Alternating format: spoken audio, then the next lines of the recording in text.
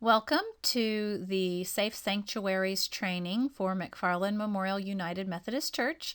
This video is meant to accompany your training, and we invite you to follow along in the handbook as we go for more specific information.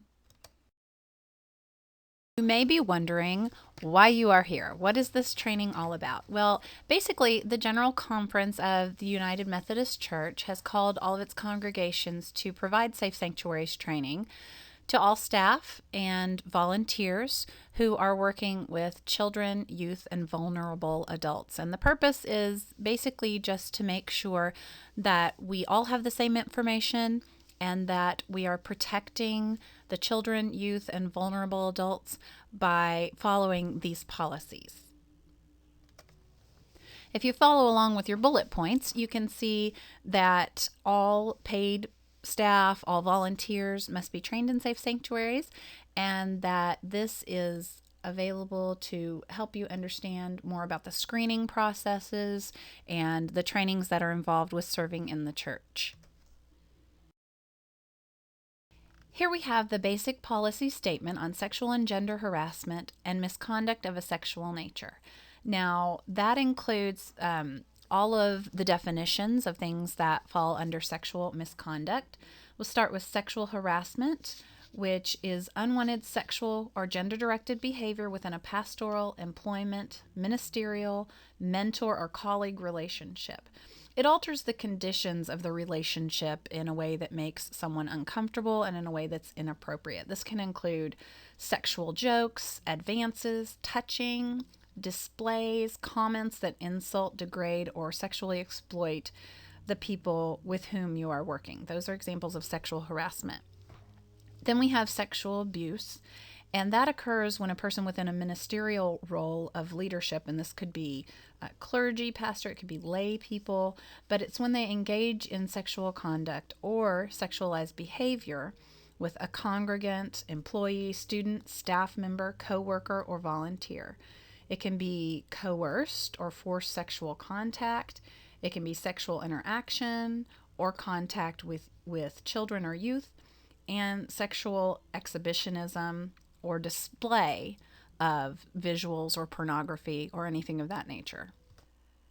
And then we have sexualized behavior, and that's just any kind of behavior that communicates a sexual interest. It could be suggestive visual materials, pornography, innuendo, touching, anything that creates that kind of sexualized behavior. Then you see a little explanation. Basically, all of these fall under sexual misconduct. That's what the continuum is called. And it represents an exploitation of power. And that kind of exploitation does not fall in line with our belief as the church. So anyone who works or volunteers under the authority of the church has to be held to the highest standards, free of sexual misconduct in any form. Just a couple more pieces of information before we discuss reporting.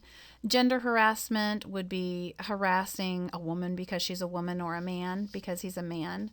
And a reiteration that sexual misconduct is a betrayal of a sacred trust. It violates our ministerial role. It exploits those who are under our care. And it interferes with the church's moral mission. It's sinful, abusive, and wrong. And if any case there is a report or an accusation, McFarland will launch an expedient investigation. And if there's anyone who is free from the sexual sin after the fact, that we want to create an environment of hospitality for those who are free from those sins. Now, in reporting, some instances of sexual harassment can be resolved easily, and there's mediation. But we'll talk a little bit more about reporting and the specifics of that. Basically, that if you do need to report, there will be no retaliation against anyone who comes forward to make a report, because basically you're doing that in concern for the person you perceive may be a victim in that situation.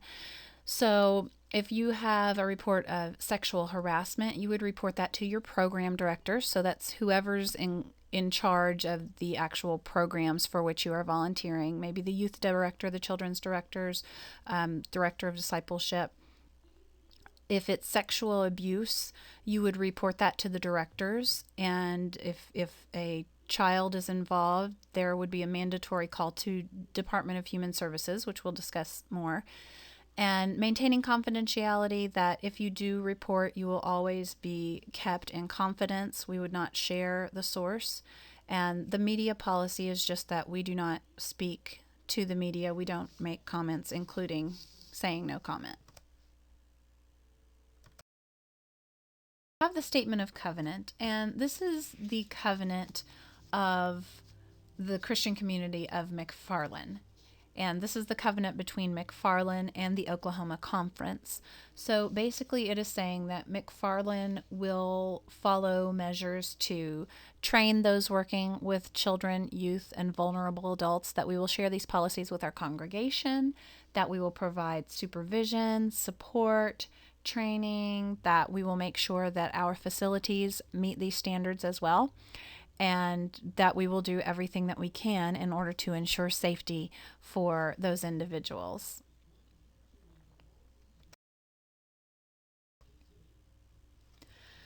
Next, we have our safety measures, and these are the things that are in place in order to help us implement the covenant that we just saw. So following reasonable safety measures, that means that we allow people to serve who have been active in our congregation or in another congregation for at least 6 months. So if you have come from another congregation, that would just mean that we would have a reference from your pastor or someone in a similar position at your former congregation. We have an application form that everyone completes. We have 3 non-family references that 3 people will fill out for you. And your training has to be updated in Safe Sanctuaries every odd numbered year.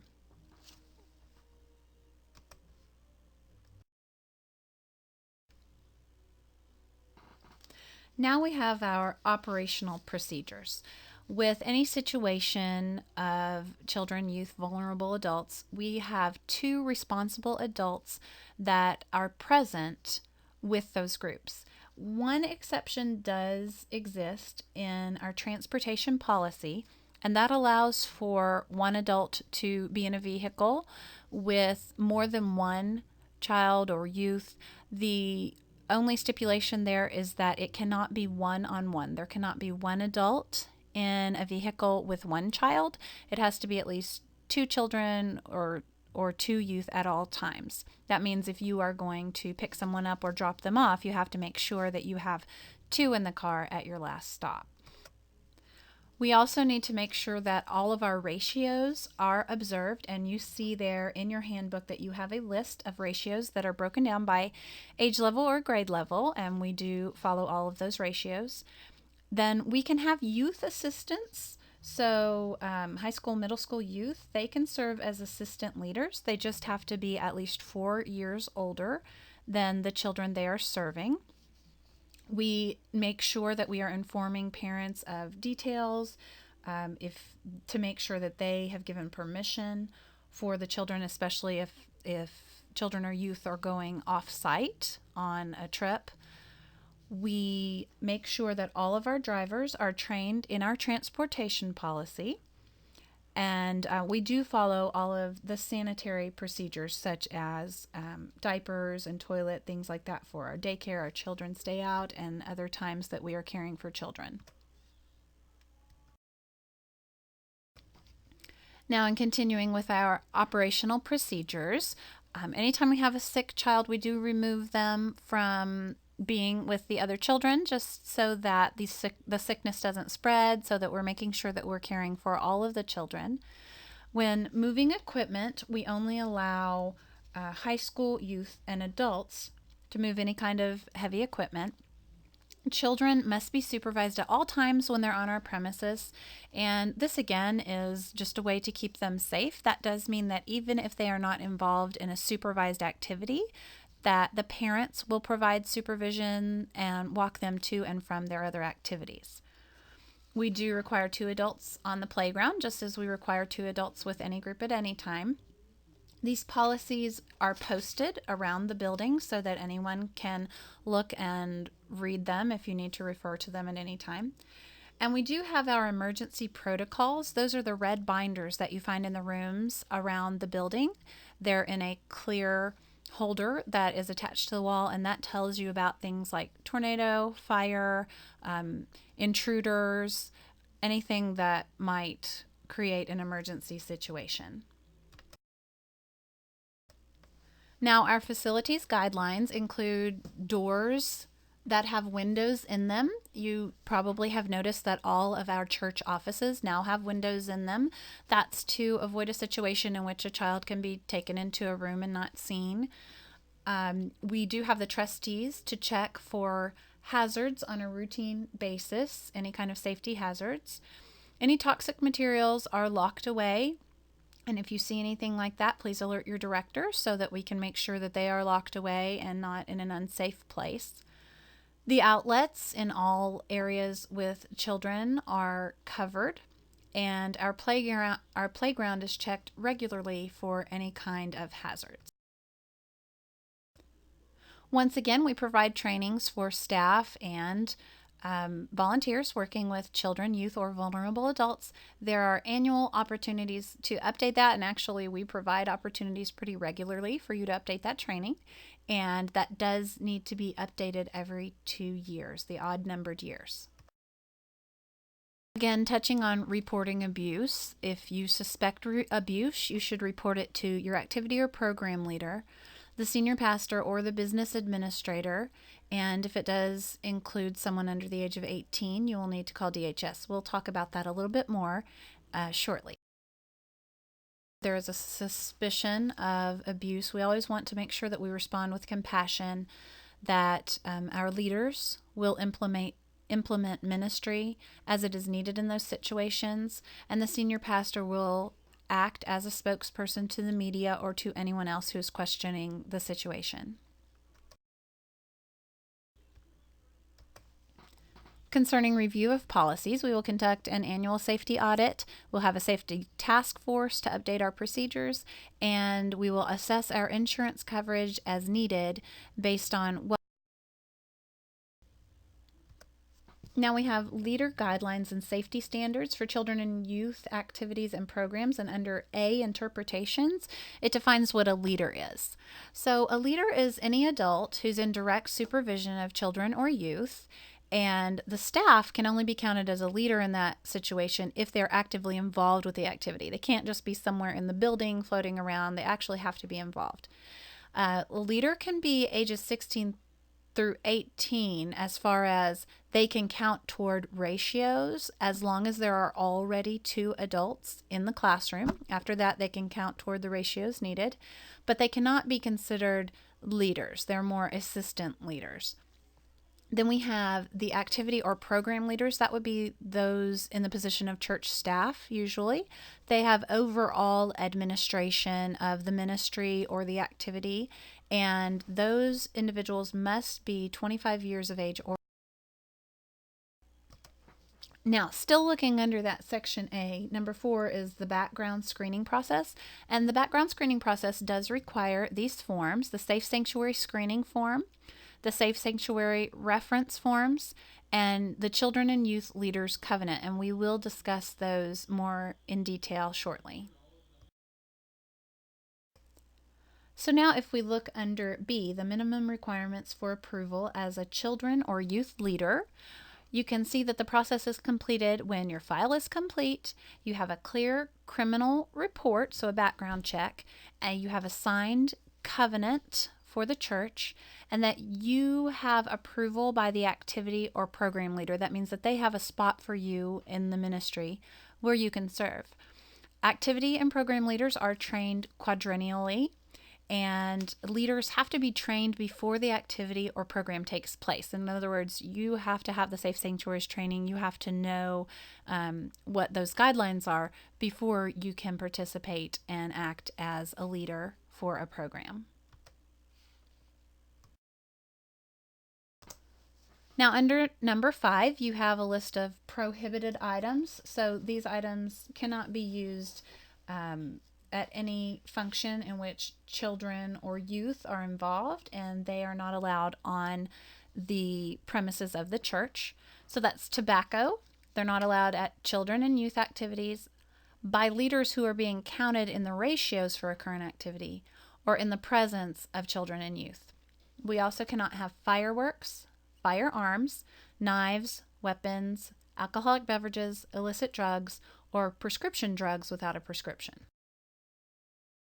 Everyone supervising children must be at least 18 years old, and they must be 4 years older than the oldest child or youth whom they are serving in the group. Now we have letter C, that's supervisory guidelines for overnight activities or for programs. And you can see that there must be 2 adults in every sleeping area or no adults. So in the instance when you are at a hotel, there might be situations in which there are only youth in a room, but there cannot be 1 adult with youth in a room. There have to be at least 2 participants, so 2, for instance, youth, if they are staying in homes while on a trip or a mission. There has to be 24 hours supervision, so supervision has to be allowed regardless of what they're doing. You must avoid compromising situations, so especially situations including bathrooms or changing area, anything like that. You must not condone or participate in any kind of hazing. There are required sleep hours that you can see there in your manual, and those are times that just are required, that they're set aside to allow the children or youth to sleep. And then you have required breaks, but if you're not going to be staying on site for your breaks, you need to make sure that you discuss that with the program director before leaving. Visiting the background screening, we have these screenings in place to keep our activities and programs safe from potential physical harm, to make them spiritually and developmentally appropriate, and to help keep them free from abuse. The background screening, this is for all volunteers or paid workers. We repeat it every 2 years. If there's a not approved for some reason, that means that we come back with something that says you are not approved to serve in the church, then that requires a review. And what that means is that the senior pastor and the chancellor look at that application and agree that that person is not approved for service for whatever background reason has come back. Now, your approval doesn't guarantee an assignment. And basically what that means is that we may have people who want to serve, but there may not be an opportunity in the ministry at that time. So basically, it's just a matter of talking to the program directors and seeing what's available and what our needs are. We do have one process for all activities. So that means that if you've gone through the screening process and you've had the training for one ministry area, like say for youth, that also is sufficient for serving in the children's area. Now here we have your covenant, and this is the covenant that you will be signing and returning to us. So I will give you a moment to read through that, but some highlights. It's saying that you agree to respect the children and the youth, that you will act in an appropriate Christian manner, that you will attend trainings, that you will prepare yourself, that you will follow directions of the leaders, that you will support the United Methodist Church, that you will be open to spiritual growth, that you will share your gifts, that you will only act in ways that glorify God, that you will understand that it is your responsibility to avoid inappropriate contact, that you do not participate in hazing, you will refrain from verbal abuse, you will refrain from contacting or fraternizing outside of the capacity of leader with any children or youth, that you will follow the discipline policies set by the church and your ministries, that you will make it your primary responsibility to minister to the needs of those you are serving and not your own needs, that you will be in prayer for this activity, other leaders, and participants, that you will accept, respect, and be responsive to multicultural diversity. So please pause the video if you need to and take a moment and make sure that you have read through that. And then you can go ahead and sign the extra copy, not the copy that is in the handbook, but the colored copy that you received, in order to return to your program leader. Now, when we're looking at the screening process, we note that we go through the process with all adults every 2 years. We may have minors whom we welcome to volunteer in our ministries, and they do not require a background check. However, everyone participating must fill out a screening form and return 3 reference forms, which we will discuss in just a moment. We do provide training, supervision, support, and feedback for all volunteers and staff members who serve in the ministries. And your activity or program leader will be able to determine placement of how you will serve in those ministries. We express confidentiality when we receive your information, and so you know that anything that comes back on a background check will be held in confidence. And as we go through this process, employees only repeat the background check every 2 years. When we look at the screening forms for volunteers, we have the reference forms. You should have 3 of those on a colored copy, and you will give those to 3 people who are not related to you to fill out and then return to the church. Please make sure that they include your name where it says applicant's name so we can know for whom they are returning that, and then the Safe Sanctuary screening form, and that allows us to do the background check. If you are staff, you do not need to fill out these 2 forms because we had that with your employment file.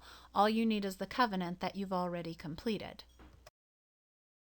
Now we're going to look at the form that says policy for reporting suspected child abuse. And you notice at the very top, basically what it says is every person who believes that a minor has been abused is legally required to report. And we wanted to emphasize that because it's not just something that's part of our policy, it is the law that if you believe that a minor has been abused, you have to report that to the police or DHS. Now, reporting child abuse, here is how that would go. If you suspected that there was child abuse happening in the church, you would report that to the activity or program leader, so that's the staff person who oversees your ministry, and together you would create a report. We have report forms that are in your handbook, and you would come together to complete that report. Then, along with the pastor or business administrator, you would contact the Department of Human Services. It says that this will be done in the presence of the activity and program leader. We suggest that you also make sure that you are there as well so that you can be sure that DHS has been contacted and that you are within your legal obligation by contacting them. Then the parent will be contacted, which will be determined on a case-by-case basis. So the parent may or may not be contacted depending on the situation. When making a determination of child abuse, you want to be sure to be sensitive to the trauma. You want to be aware of the fact that the child may have been abused and that this may be a difficult situation for the person involved. You want to make sure that if a child comes to you and talks to you about abuse, that you don't promise not to tell anyone, because you can't make that promise since you are legally obligated to tell someone. You also want to make sure that you just listen to what the child or the youth is reporting to you, but you don't want to ask lots of questions. You don't want to put words in their mouth, so just be sure to listen to what it is they are saying. Now, when discussing the suspected abuser, we want to make sure that if it is a staff or a volunteer, we report it immediately to the senior pastor. If it is a minor, we would inform the parents, and that person who is suspected of abuse would be immediately removed from the ministry and the program until we can make a determination of what or if something has happened. Again, there you have the Department of Human Services hotline phone number. And even if a staff member disagrees with you about what has happened, if you suspect that there has been an abuse, it is your responsibility to report that to Department of Human Services. Now, under other considerations, we want to say that inappropriate sexual advances should not be confused with physical contacts that are appropriate expressions of affection and concern, things like a hug or something like that. But we also want to make sure that you are preventing the opportunity for confusion. So, for instance, if there's a situation where children are changing, make sure there are multiple adults present in the changing situation, and don't put yourself in a compromising situation. Make sure you're close enough to keep them safe, but far enough to avoid any kind of confusion. Make sure that you respect the children's privacy. You should avoid personal discussions with them. We don't want to create the opportunity for an inappropriate personal relationship. And we don't want to pursue private relationships. So that means, other than in the capacity as a leader, you don't need to be contacting children or youth. You don't need to be texting them or Facebooking them or calling them in a way that is outside of your role as a leader. Within your role as a leader, in an appropriate manner, that is acceptable, but just be really careful so that you don't blur those lines. Next few pages, you have the report forms that you would use if you suspected abuse. You would do that together with your activity or program director. And you also have diagrams if you need those to indicate specific areas of abuse. But the important thing to remember is that there's no reason to feel guilty toward the person who is being accused, because a report of suspected child abuse is a responsible attempt to protect a child. If you look on the pages after the report forms, you see a little bit more information about who should report and what to do when you are reporting and what happens to the report. And it also gives you some pointers of what to do when you're talking to the children. Again, you don't want to promise not to tell. You don't want to ask them too many questions. You want to use their vocabulary and determine their immediate need for safety. So there are some good tips in those pages. Now, the next few pages cover types of abuse: psychological abuse, neglect, physical abuse, and sexual abuse. It gives you some overviews, some definitions of what those kinds of abuse are, the scope of the problem, some examples, how to recognize the abuse, physical indicators of abuse, and behavioral indicators. And those pages are a good reference for you if you do suspect abuse. You can come back, you can refer to those, and help you get a little bit of clarity in those situations. Again, a review of the screening process. It's for every employee, volunteers working with children, youth, and vulnerable adults, and the activity or program leader will interview the applicants for a position, and they will ask for, check, and document the references. More on the screening process.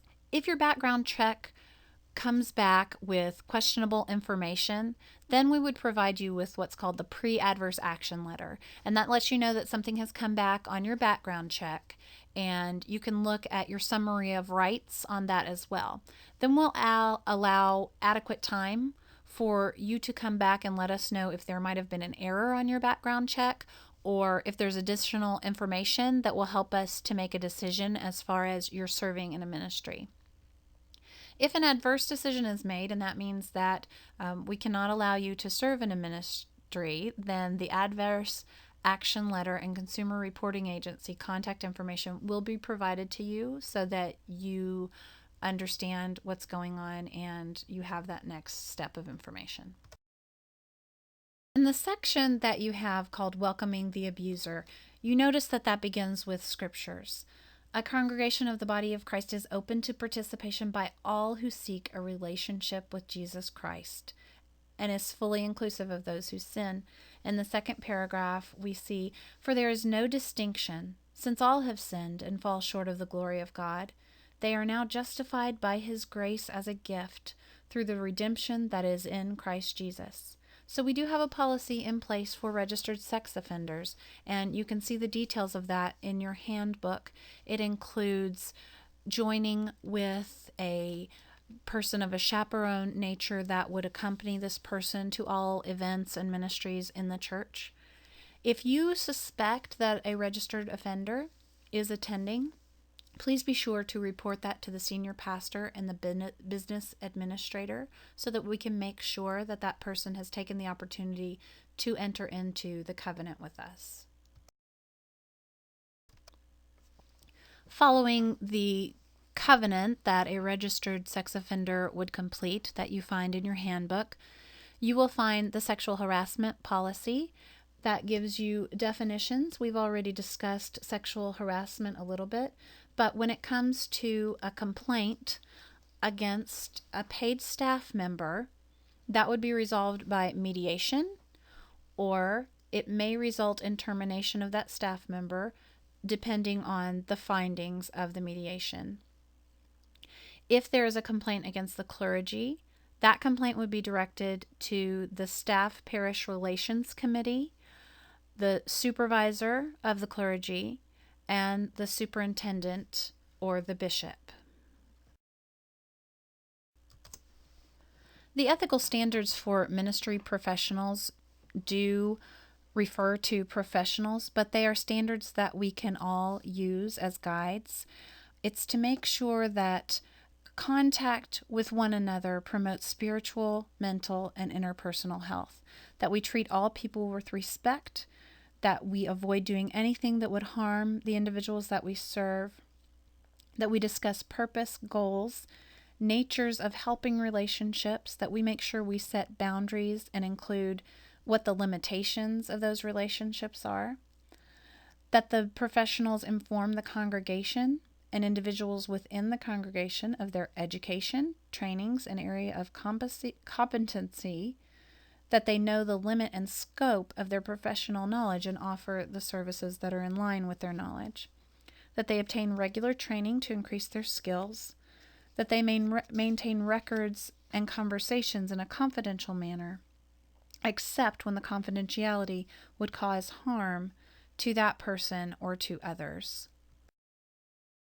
Ethical standards include the understanding that their power and their status are unequal when you're in a situation as a ministry professional, that dual or multiple relationships with the same person will increase the risk of harm to those involved, and they can be confusing, that the professional will seek consultation as necessary in areas where they may be compromised, the understanding that if the professional's level of functioning is impaired due to declining emotional or spiritual well-being, that they will seek consultation themselves, that they will not engage in sexual relationships with members or constituents of the congregation, that they will not counsel people with whom they have had sexual relationships, that they will adhere to denominational and congregational policies regarding sexual abuse and harassment, that they will seek consultation and supervision when assisting individuals with mental health issues, that they will not engage in sexual harassment of any kind, that they will respond to unethical behavior of colleagues by talking directly with the colleague and report that person to the person's supervisor, senior pastor, superintendent, or bishop as appropriate. They will uphold the integrity of the congregation with the highest possible ethical standards, and they will uphold ethical standards, comply with professional requirements, and agree to take responsibility for their behaviors. Also have guidelines for professional boundaries for those who are ministry professionals, and those include counseling, things such as making sure that they are counseling within their specific training, sexual feelings, being aware of those and not allowing them to interfere with their role as minister, self care, taking care of themselves physically, emotionally, spiritually, and making sure that they are fed in the ways that they need to in order to serve. Also, again, being aware of dual relationships and avoiding confusion when it comes to counseling congregants and in other situations. And professional support, making sure that they are providing themselves with counseling from another if that is something that they need in order to remain spiritually healthy. We want to thank you for taking the time to attend this training today. And especially, we want to thank you for serving in the ministries at McFarland. We would like to take this time. If you have any questions, you may ask those of the person who is leading the training. And if you think of any questions later, please bring them to your activity or program leader. They would be happy to answer those questions. Thank you again for coming.